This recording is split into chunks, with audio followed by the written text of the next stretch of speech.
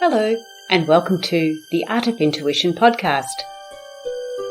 My name is Susan Jane, and I believe that trusting your intuition is the best way to live your life with meaning and purpose.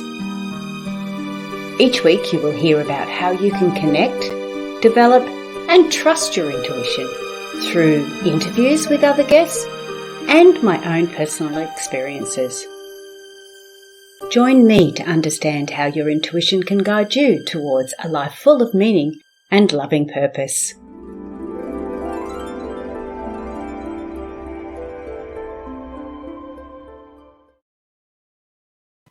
Hello and welcome to the Art of Intuition podcast. The Voice of Intuition podcast. I am trying to change it and remember, but it doesn't always happen. Today we have a lovely guest on. Her name is Rylee, and she's a coach, an intuition master coach, and a spiritual activator. Now, when I read that is what sort of really attracted my attention. I've gone, what is a spiritual activator? Because I class myself as the Intuitist. Now, the mentalist deals with all our thinking and our thoughts, and the Intuitist deals with our feelings and how we're feeling. So when she's got spiritual activator on her bio, I went, oh, that sounds really cool. How do we do that? And what's that involved? But before we move to Rylee, I'm going to ask you to subscribe or like or share, do what we need to do, because we want to get this information out there to as many people as we can. And that's what it's all about.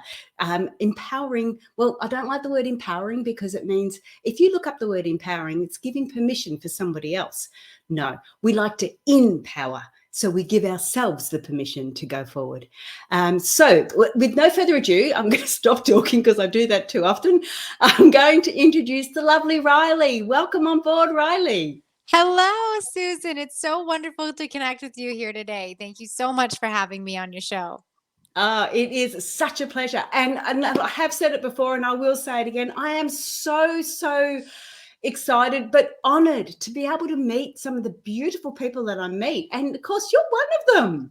It's just great. I love it.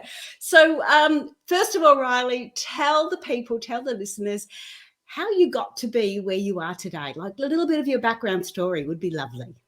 Yes, thank you. So, we all have a reason. We all have a reason why we got somewhere, how we got there, what called us. I was someone who was never the child who saw the spirits in the closet. I was raised relatively Catholic or Sunday Christian, if you understand that term. And I didn't really have necessarily a strong faith or background in anything to do with energy or spirit or any of it. And I lived a relatively great life. There's always food on the table. Me and my brother got to do extracurricular activities. And for me, what was so fascinating was that it wasn't until my late 20s or my early to mid 20s when we lost a family member, my aunt. And she was that key and that access point for me to really start to get into this world of spirituality. Not right away because there was a lot of grief. She was like the glue to our family. She was someone who led her life with, vision and dreams and going where she wanted and buying the things that she wanted and traveling the world and really truly living her best life. And that was always such a beautiful role model for me. And so when she left, it really left a big hole in my life. And shortly after her passing, my husband went down this crisis hill of getting diagnosed with congenital heart failure. And it ended up being 2 years of him going in and out of open heart surgeries. That was only supposed to be one, and he ended up having 4. In that time frame as well, we also had a son. We were blessed with a son, and he ended up having open heart surgery at 4 months old. And so in all of this, in the grief and the trauma and the tragedy and the I don't even know what's going to happen here, eventually we got to this point where the doctors finally said that we could slow down and heal. And I had no idea what healing meant. I didn't even know what slowing down meant because I was in such a hypervigilant state for so long in my life at this point. And I had to really stop and take a hard look in the mirror and just really ask myself, who am I going to be in this? I know that everything happens for a reason, or at least I'm trying to trust that that's the case. And as a mother, as a wife, what was that going to look like for us moving forward? We really heavily relied on family because he needed a full-time caregiver to go through all of that. And also there wasn't much he could do with our son because he just wasn't able to lift or really move around much from all the surgeries. And so I started just listening to podcasts and listening to people create these miraculous experiences and transformations and be of service because of some form of tragedy in their life. And I thought, well, okay, maybe this is that sign. Like, okay, what's a sign? Okay, maybe it's a sign. And I found myself manifesting my way into a certified mediumship program. And I was never, like I said, the person to think that this was possible for me. I knew if one person could do it, anyone could. It just took time, attention, and intention. And so I thought, well, at the very least, maybe this could help me, heal that experience with my aunt. Not even realizing that 6 out of 18 modules in, I'd be sitting there with my mouth to the floor and my eyes wide open, like, how did I miss this stuff? How do we not know about this? And at this point, I was really only just learning about intuition, just what it is and the components of it and connecting with it. And I just felt this calling within me. It was something I'd never felt before in my life. It was like all of a sudden, I just knew that I had to go and press go live on Facebook, which scared the crap out of me. And I thought that if I at least made my own personal private page, that everybody I knew wouldn't see this stuff, so I didn't have to deal with that. But it turns out I just pressed go live on my personal page anyways, so I outed myself right away. And to make a long story short, it was this calling within me that just knew I needed to tell people about this good news that, we're living life the wrong way. We have no idea what we're doing. And there is something so much more miraculous that we can really connect into. And it was our intuition. And the more that it became a muscle that I exercised like anything, a lifestyle that I led with intuitively, it really showed me the profound effects of change when we lead with energy and spirit. And as I went into offering readings, at the core of everyone's sessions, no matter what they were coming with, they were disconnected from their intuition. And so I started to dig more into behavioral studies and cognitive therapy and emotional freedom techniques and just how people work more psychologically, because I would understand very quickly that holding space in a reading is about processing emotions, grief and sadness and resentment and anger and frustration and overwhelm and happiness and joy and all those things. But you had to have a better grasp on what you were actually doing. And the science is just as important as the spiritual component of it. And so I just started coaching and watching women's lives change and men's, and just their ability to be better people and live more peaceful lives and heal from anxiety and depression that they had spent years thinking that was the only way they were going to live their life. And it was this miracle. And it was so fascinating to me because I never thought I could do something like this. And then 4.5 years later, I can't shut up about it. So Absolutely. And I know how you feel, because what really does encourage you is watching these people, the aha moments they have, and watching their eyes light up. And it's just amazing. But I've got to take my hat off to, and I don't mean to sound old in this, but the younger generation, because we didn't have the internet, for goodness sake, let alone, having the option of podcasts or watching videos or anything like that. So everything I learned, I had to learn from books or from trial and error. So my poor friends, they got a lot of counselling when they probably didn't want it. But I did find that they actually used to keep coming back, and I'd keep going, why? Why are you coming back? Because they wanted more. They wanted to learn more. They wanted to get that understanding. So, yeah, it definitely is the ultimate to watch people experience that aha moment. I loved it. I absolutely love it. But I take my hat off to you again when you went live on Facebook, because I really struggled with that. Mind you, my coming out, or whatever it was, my spirituality was a longer and probably a slower process, and there was nothing to come out to. So me, when I first started on Facebook and any of those areas, I didn't even mention anything like that. And I don't know why. I just didn't. It was me. It was my personal stuff. So I was happy to share, children and all the rest of it. But I actually have a particular moment where I did come out on Facebook, and it was like, okay, this is what I'm doing, guys. And it was really quite empowering.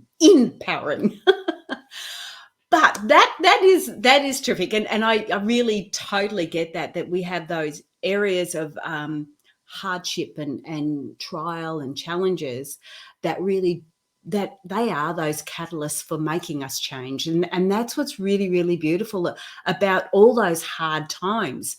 As much as there's, you look at those hard times and it's not beautiful, there is a beautiful element to it if we can change those up. But I want to know what a spiritual activator is all about. Do I need my spirit activated? Am I in tune? Am I doing things right or wrong? Come on, you've got to let me know. Oh, I love this question so much.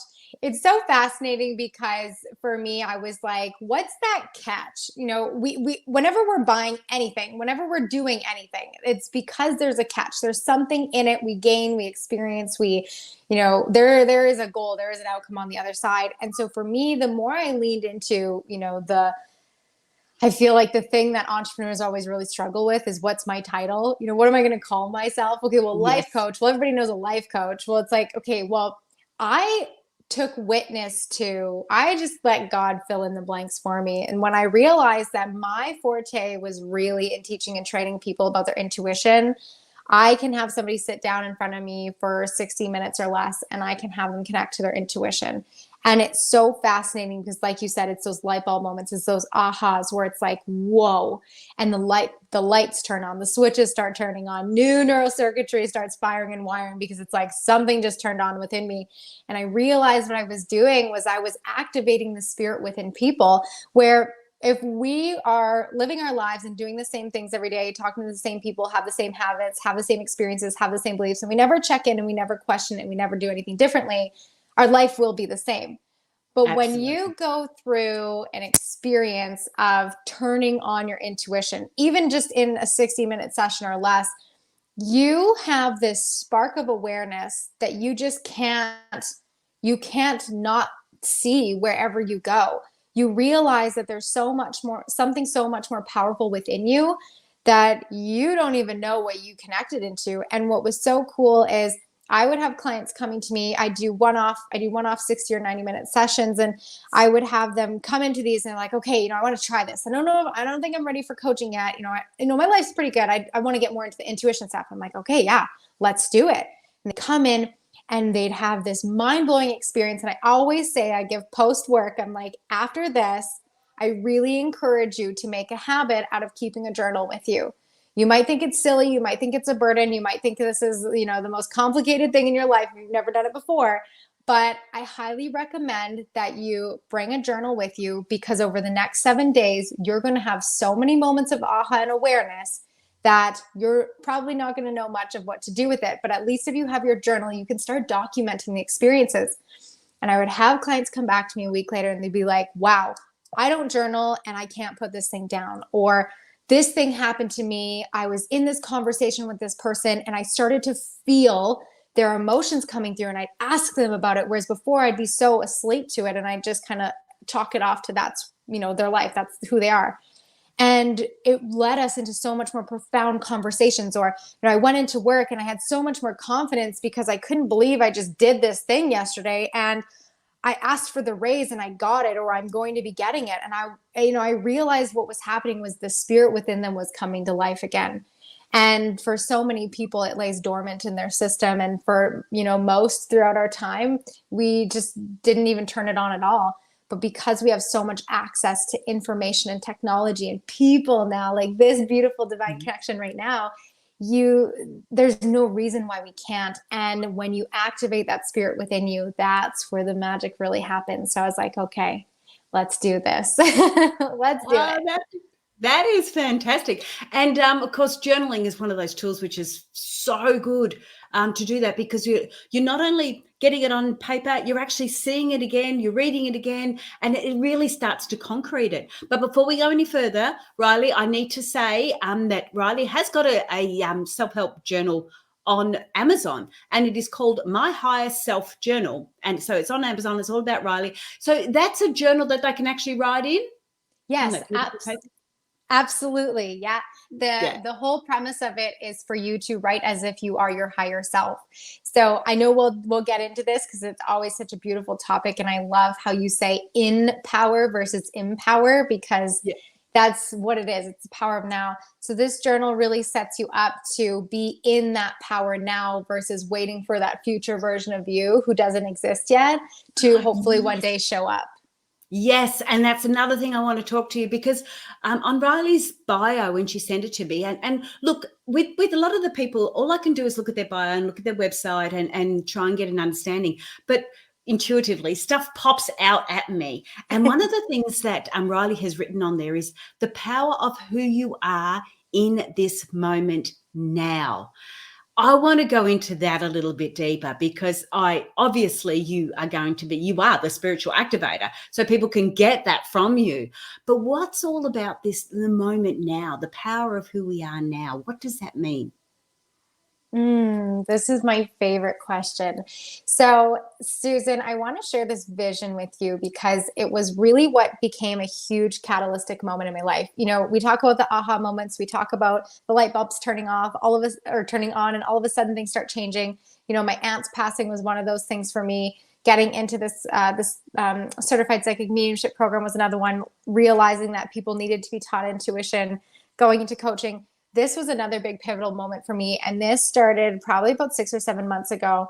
I was in meditation and I was, doing the things, sitting there. I started meditating in silence because I realized that you get to this certain point where you become almost numb to whether it's a guided meditation or a music meditation or a walking meditation. And I really wanted to practice what could come through me when I was just in the purest of silence.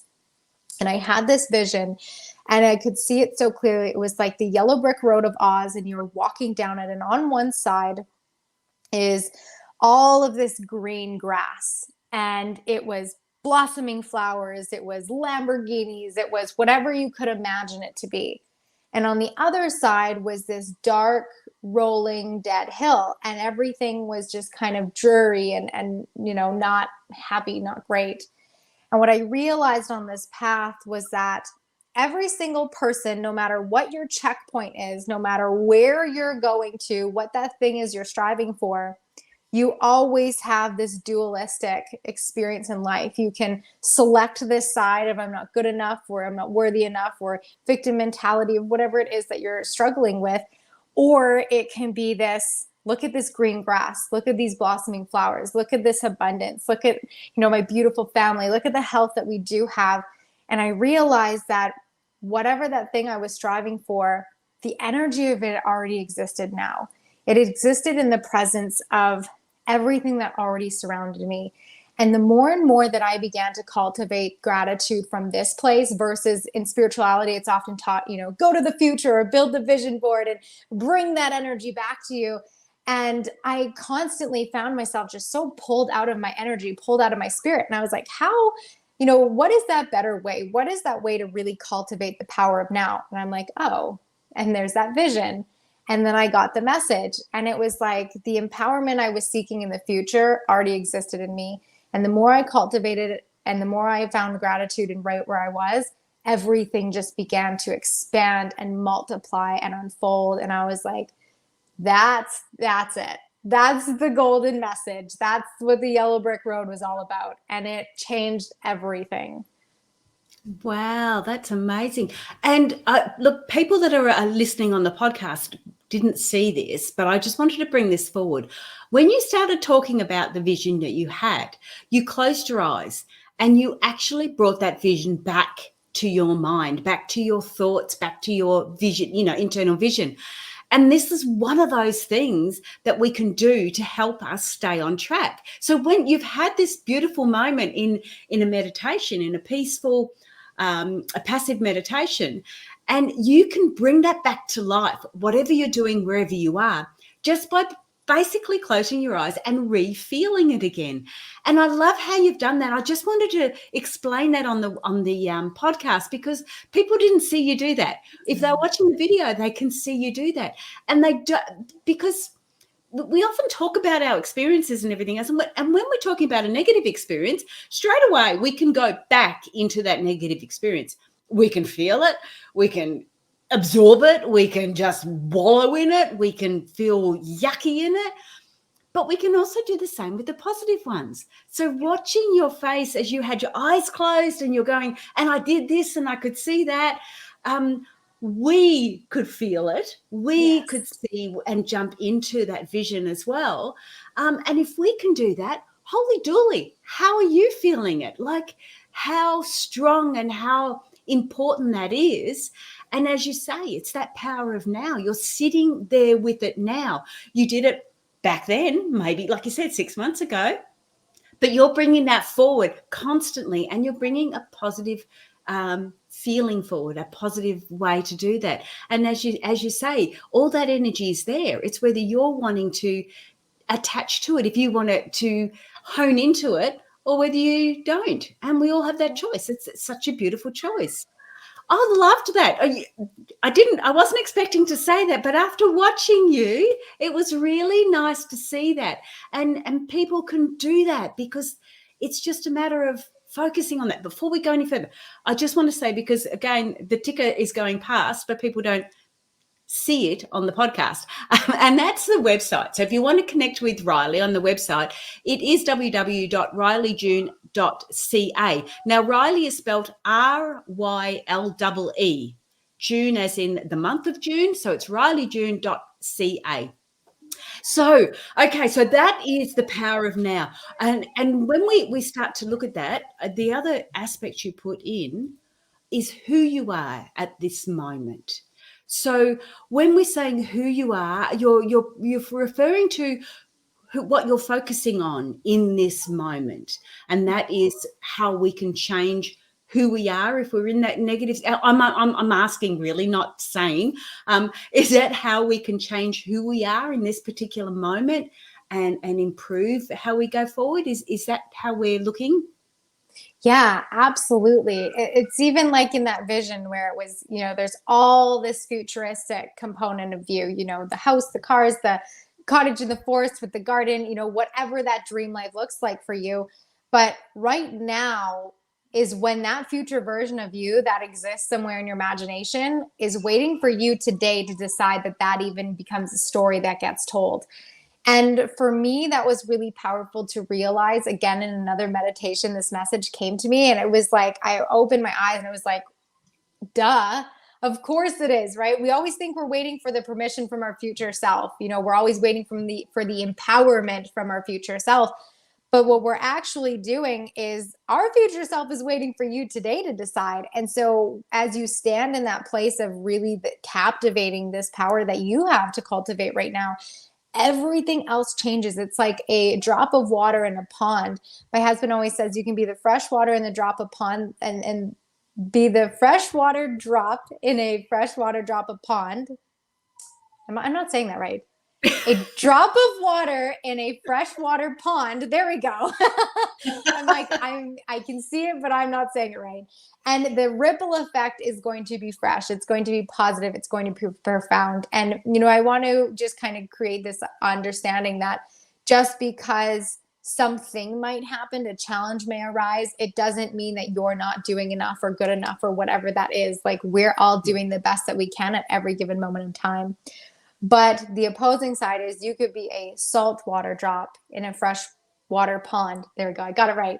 And it can create this negative effect. And what I realized is that if I was constantly waiting for my future self to appear to me now, a version that didn't even exist, because there's a whole journey to go on to get to her, that I was actually just perpetuating me being this salt water drop. And I couldn't figure out why certain things weren't coming together as smoothly as others, and why certain things were taking so much more time. And when I realized that right now was who the version I was right now held the key to that success in the future, that peace in the future, that love in the future, that confidence and acceptance in the future, everything changed. And I was that drop of water in the freshwater pond again. And it became this eye-opening experience. It was really, really so beautiful. And now I just lead with that. I'm like, hey, do you know that healing can be way easier than we think it is? It's kind of been overcomplicated along the way.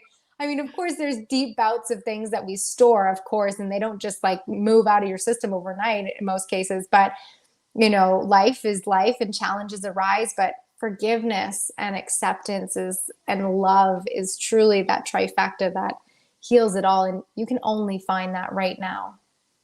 Absolutely. Yeah. Yeah. If we sort of go, I'll think of healing tomorrow, it's not going to start, because there's no such thing as tomorrow. It never comes. Tomorrow is always tomorrow. So yeah, it is all about the now and what we're doing and how we're putting that out there. The other aspect too, when you were talking, Rylee, was that when we're starting to look at that, the vision, I really love the vision. It was really easy to understand and really clear. When we're looking at that vision, if you choose to turn your back to that beautiful positive aspect and just focus on the negative, that is exactly all you'll see, because you've turned your back to everything else.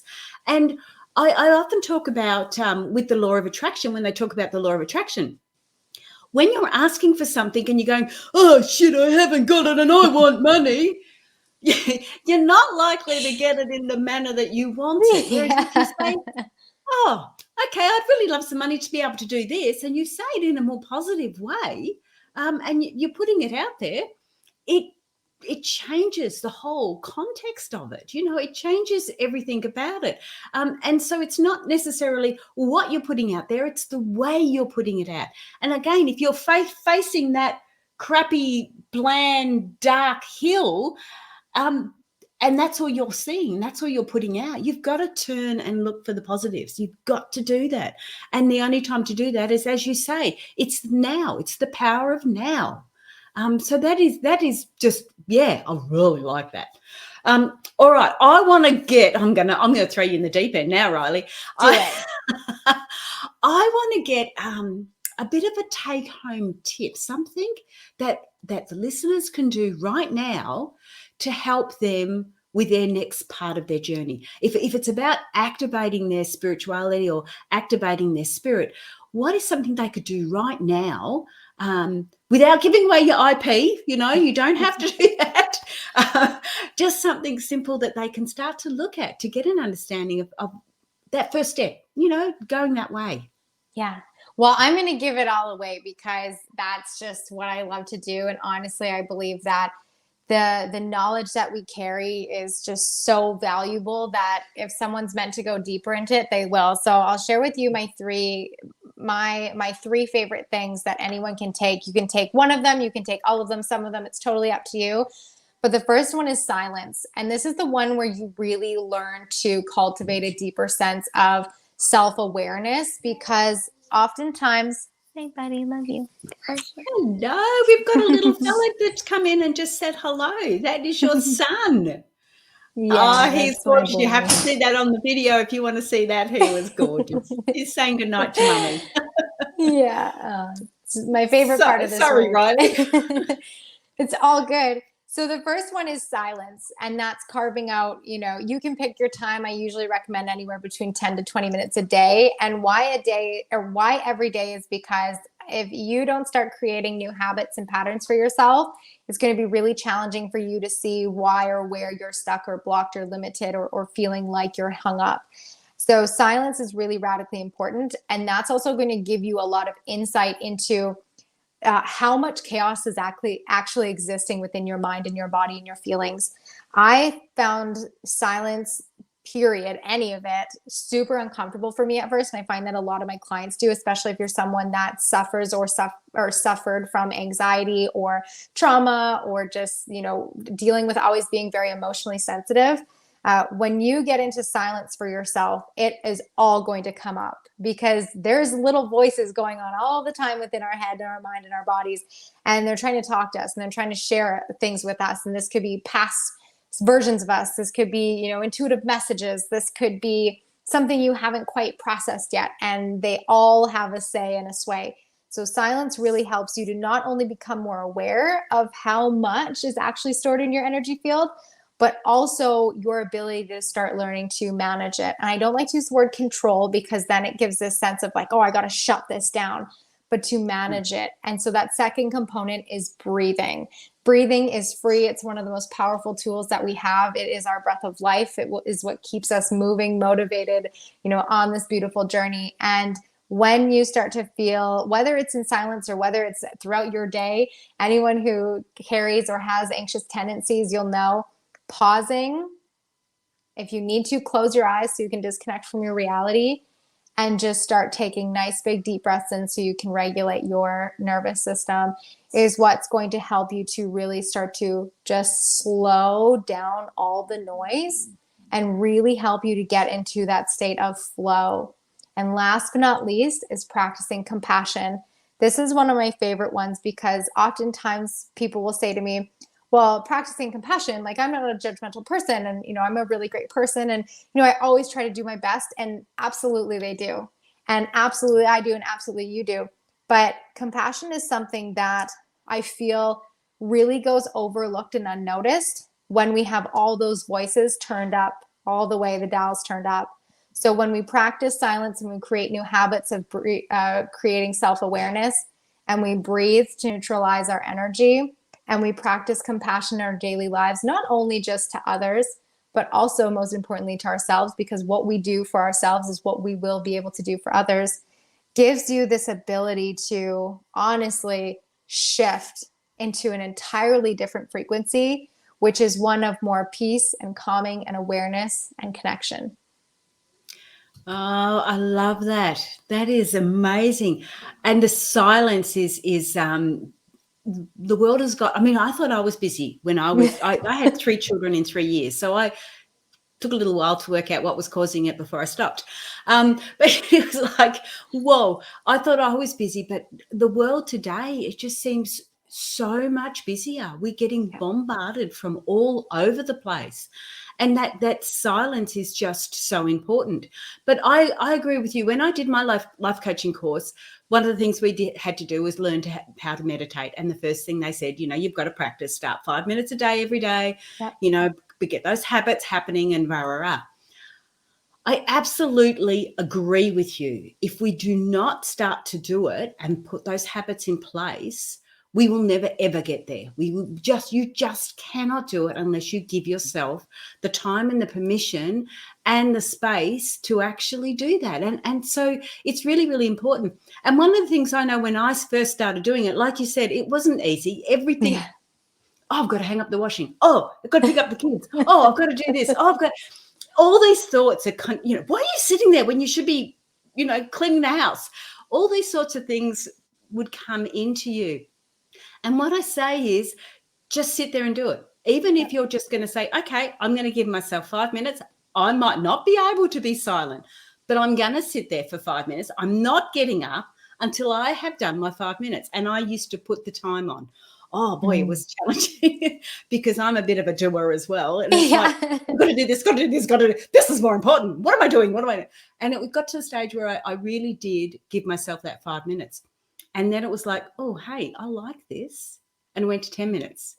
Yeah. And then it was like, I'm towards the end, don't tell the ex-husband, but towards the end, I'd be sitting there for an hour and a half and just like I just loving it. You just don't realize how nice silence is until you're actually practicing it. You really don't. You really, really don't. And I understand the breathing too, and especially when you're using breathing externally. No, that doesn't sound right. You're breathing internally, but when you're sitting in silence, you're in your own space. So you've got that, you've got the ability to have that silence. But when you're going, the breathing, the best part about the breathing is you can do that when you're out and about, and people don't need to know about it. Like it's something that's really, really proactive, and they don't need to know about it. So I really love that. And of course, compassion. How hard is it? And I don't mean to keep going over the stuff but I love what you're saying. But how hard is it to have compassion when you start seeing things on Facebook or on, the social media, even on the big media, when you start seeing things like that and you have an opinion, you have an opinion. Yeah. But and it's those areas where compassion, it's really easy to give your little son compassion because he's your little son. It's easy to give your partner compassion. How hard is it to give compassion to somebody that is doing something completely against what you feel they should be doing? That's when you've got to give compassion. And that's probably the hardest time to do it. But that's when you know that compassion is really, when you can forgive. They're allowed to be who they are. They don't have to be what you say and what you do. And compassion is not about saying what they're doing is right. It's about allowing that to be and not having that emotional attachment to it. So I totally get where you're coming from. That's really cool. One of the things, and why I go through it, I don't mean to go on and on, Rylee, but no, I love it. Go. Why I did it, like one of my triggers, like yours was losing your auntie and your husband's heart condition, which would have been challenging, and then your son. So I again have mine, but mine was I was attacked. I was involved in a pack rape, and I was the victim, for want of another word. And when that happened with me, I actually asked while it was happening, how can I stop these people doing it again? Because I can't stop them doing it to me. How can I stop them doing it again? And I actually left my body. That's why I practice intuition. That's why I'm right into it, because I know we've got a spiritual side and a physical side. And that was my real aha moment there. But when I'd left my body, we actually don't have that emotional attachment. And that's why we can be compassionate, because as a spirit, you don't have an emotional attachment. You don't have a feeling to that. So I could see what was happening to her. And I call it her because it was the shell of me. I could see what was happening to her. You could see the energy that where she was punched in the face, and you could see the blood coming out of her hair, but you couldn't feel it. You didn't feel it. There was not those senses. And I had this message to go back and forgive them as they were doing it. And this is where I sort of look at compassion too. So I come back into my body. Oh, then you felt everything, I can assure you. I came back into my body, and it was like I started praying to them. I'm not a religious person, but I started praying. And it was like, forgive them, Lord. I only knew 2 prayers, so I'm not real good. Forgive them, Lord, for they know not what they do, was what I said. And I would say it out loud in their faces. And they didn't like it, so they'd hit me more. But I kept on going. And I know I wasn't doing it for them. I was doing that for me. And that was what where part of that compassion comes in. So, I love where you're going with that. Those 3 simple steps to get you to where you need to be, and to be mindful of it. Do the silence, do the breathing, and practice compassion. And you may not be able to do it that way. And oh my goodness, if somebody told me to do that, there's no way known I would have done it. It just sort of happened. As you can imagine. But to be able to practice those 3 basic steps, everyone can do that. It's not hard. I love that. Thank you so much. Tell me more. What else? Hang on. What have you got on your list? Are you talking about heart-centered space? What's a heart-centered space? Come on. Love it. First, I just want to circle back and I have goosebumps all over my body from you sharing that beautiful and vulnerable story, because I often tend to find that it is those moments where people have those out-of-body experiences where they're like, what's going on? And that's the beauty about connecting with your intuition. And this actually leads into your question, because when as human beings, physically, we have emotions. That's how we govern our lives, but we also are told to lead with them. So there's all these things about safe spaces and, just feel into the depth of it. And in some cases it's relevant because we have to feel to heal. So that's important. But it's when we allow our emotions to take the driver's seat where it can become very difficult for many, many people. And I see a lot of people who suffer from anxiety, and disclaimer, I'm not a therapist, so don't take this as replacement advice from your licensed therapist. But when I work with people who suffer from anxiety, it's because their emotions are in the driver's seat. And what happens when you come into a heart-centered space, and ultimately what that is it's really practicing that third component, which is compassion. And I loved how you said, it's easy to look at the world right now and right away everybody in 2020 went left or right, black or white, this side or that side. And so it was such a fascinating, I remember when it all just started taking place and I stood back because I was very much in what I do now. And I was like, ooh, okay, what's going on right now? This is interesting. And at first, sure, it was scary. Nobody knew what was going on. We never experienced this in our lifetime. So it's like, what do I do here? But it was interesting to see the dynamic of people really letting their emotions drive the show. And I'm so grateful that I had the tools that I did then and really got to put them into practice, especially because, like you said, it's one thing to practice compassion for your son. It's another to practice it towards someone who doesn't believe the same thing that you do.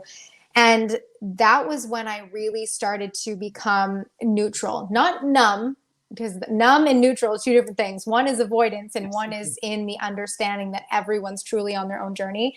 And that's what a heart-centered space is. It's practicing that compassion so much so that you're able to set those boundaries with people in your life who are maybe at the extreme end toxic, or just not necessarily serving the growth of where you're going, or really taking that courageous leap and knowing that something so much greater is catching you and helping you soar. And in that practicing of compassion, your emotions aren't driving the show. So you have such a profound connection to love. And when we work with the energy of love, it is a weapon not of this world. It is something that transcends space and time in all the best of ways. And it helps heal generations. And ultimately, the more you connect with your intuition, the more you practice silence, you change your habits, you neutralize your emotional flare-ups or reactions, and you heal from your past and you practice compassion, you're able to lead with this love. And most people go into life coaching or programs or whatever because they want self-love and self-acceptance. And what they come to find is that what they were seeking this whole time was honestly just like a faith to know that they didn't have to be in the driver's seat anymore, that their emotions didn't have to be in the driver's seat anymore, that something so much greater was guiding them. And it's this beautiful, profound experience of just opening your heart up to knowing that there is such a grandiose plan for your life. And when you cultivate the power and gratitude of now from a heart-centered, open, loving, divine, compassionate space, but again, that doesn't negate you from the challenges that you will face because there are always growing opportunities, but you find yourself so deeply held. And to me, that has been irreplaceable from everything else that I have learned. And like anything, it's a practice to get there. Yes. Oh, that was really lovely said. Thank you. One of the areas that I have like that I picked up was when we're talking about that heart-centered space, and we're talking about not having the emotions in the driver's seat. It's really challenging because intuition will use emotions as part of their intuitive messages, but it's understanding the difference. So one of the things that I've always said is that the emotions are something we put out externally. So if we're angry, you'll see it. If we're in love, you'll see it. Whereas feelings are something that we hold internally. So it's that expression that's going out because emotion is energy in motion. So, so it's really interesting in that context. But the other aspect is it's bloody hard to try and work out when you sort of got to go follow your heart, which is a lot about the emotions, and then you sort of got to go, yeah, but you don't. And it's getting that happy balance. And as you know, it's the silence. It's sitting in that space and getting the understanding. You're getting those intuitive messages rather than just going with the emotion that may have been triggered in you. Really, that is gorgeous. But I want to just reiterate your website and your book. Because we are getting a bit low on time. Actually, we're getting close to end of time. And I want to pass it over to you again, Rylee, just before we go. But look at the book. It's on Amazon, and it is My Highest Self Journal on Amazon by Rylee. And that's a really good book. Oh, it's a journal. So it's a really good tool is what I was going to say. A really good tool to help you start finding or getting you closer towards your higher self. And I mean, in all honesty, your higher self's there all the time. It's you getting an awareness of it, and that's what the journal will do. But the other aspect too I want to bring forward is Rylee's website, which is ryleejune.ca. Now, Rylee is RYLEE, June as in the month, and .cal, not cal, sorry, .ca, where I got that from. That will make you remember. But for one last thing, thank you so much for being on the show. Rylee, can I just throw it over to you? Have you got one more thing to tell us? Yes. And first of all, I just want to say thank you so much, Susan, for having me here today. And to anyone who's found this message and listened, feel free to reach out. I'm at Rylee June on Instagram as well. Come say hi. Let me know the takeaways from this place. I know as a podcast host myself, and I'm so excited to have you on my show next week as well, Susan. We're going to really get into your story. And I'm super excited. We don't always get to see, the ripple effect that we get to create. So I'd love to hear your takeaway. If you feel called to reach out. And I'd love to leave you with this, is that life was never about getting to the destiny or the destination. It was always about enjoying the journey along the way, because tomorrow is never promised and yesterday doesn't exist. And the only place that you have is right now. The only energy source that you get to pull anything from is right now. And the more and more that you allow yourself to not only first find acceptance in it, but also find peace in it, honestly, truly, genuinely, the easier your life is going to be, because in that space, you get to cultivate such a profound sense of faith that everything is just going to work out. And ultimately, that is intuition in a nutshell, is just listening to that language of your soul, of energy that is flowing through you constantly as you breathe, as you live, and is always providing messages. You're never lost. You are always found, but you do have to be willing to choose that for yourself. It's why we have free will. Ah, that's lovely. And it is, when you were saying that, it's that beautiful, when you're sitting there, it's that beautiful peace that you feel. Yes, sure, it's going to take a little while to get there. It might take a week or two or whatever. I know it took me a little while, but when you get there, mate, it's very hard to leave sometimes. Yes. It really is, and it is so peaceful. It's beautiful. All right, that's it. Thank you so much for being on the show. That was really cool. I really enjoyed that, and you've got lovely energy. You need to stay on though, because I've got to talk to you just when we finish, but I'll do the wrap up. Thanks again, Rylee. That was great. Thank you, Susan.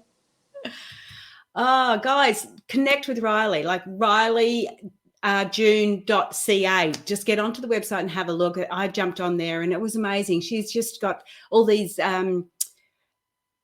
things happening. So she's got coaching and all different things happening on her website. So to have a little look, and what I really actually liked is when she said that we might be the drops into the water, into the pond, but we don't know what the ripple effect is. So I'd love to have some feedback on it. I get a few reviews and things on Apple Podcast, but it's really nice to get some feedback, because you do sometimes struggle, because all I'm really doing is sitting here in front of a screen talking to myself. That's all I can see, or my guest. So it's really nice to get some feedback. So please like, share, do what you need to do, and put something down. It'll be really lovely.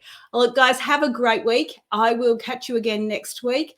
What else do I have to say? Oh, don't forget, I'm doing those intuitive flower readings now. So if messages of love, I'm calling them intuitive messages of love, where you pick a flower image that represents somebody you love, and I do a reading on it. It's really fun.